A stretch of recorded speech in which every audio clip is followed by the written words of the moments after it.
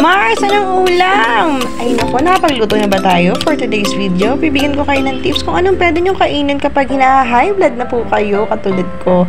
So, naisip ko, dapat walang parito at walang masyadong taba. So, kailangan nating mag-isda, steamed fish, at nilagang gulay. So, bumili na nga po ako ng tilapia at pinilinis ko na yan. At habang naglilinis sila ng tilapia, ay bumili na rin po ako ng mga gulay.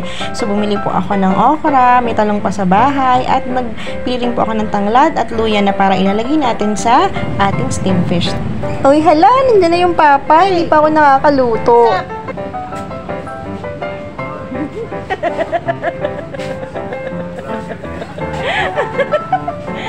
At habang nasa baba pa nga ang papa, ay nilinis ko na ang isda at ready ko na para sa steam.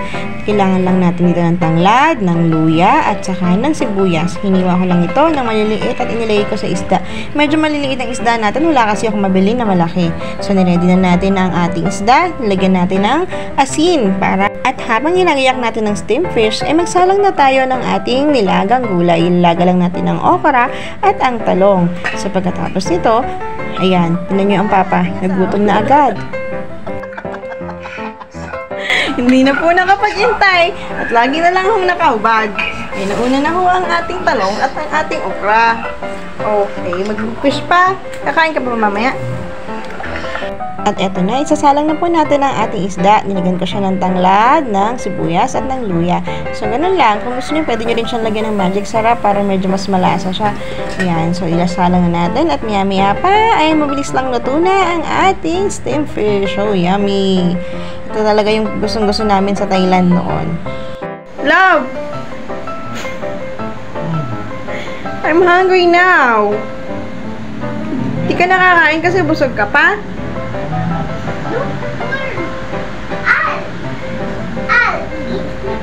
Oh, that's so sweet of you. Hindi na ako kawawa. You eat it with me? Come on, love.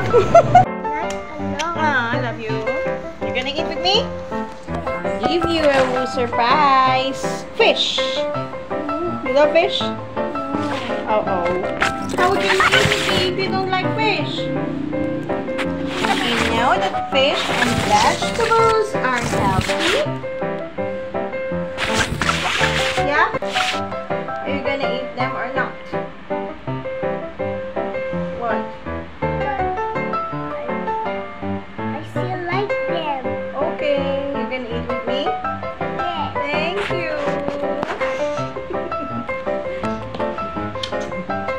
Kuya ko ay napilitan lang talaga na kumain dahil ayaw niya lang na masaktan ng aking damdamin. Dahil sabi niya, isamahan niya ang kumain. Ito, maya-maya pa ay lumabas na rin ang papa at ang iyayi. Kakain din daw sila.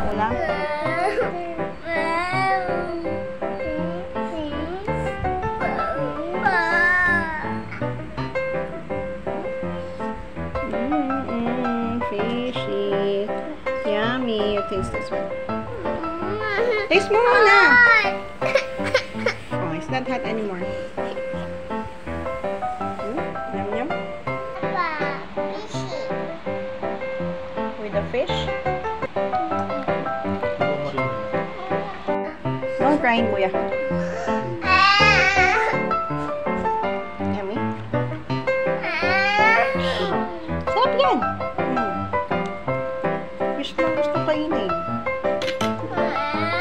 Hoy, ano ginagawa mo? You eating the fish? Eat kanin to.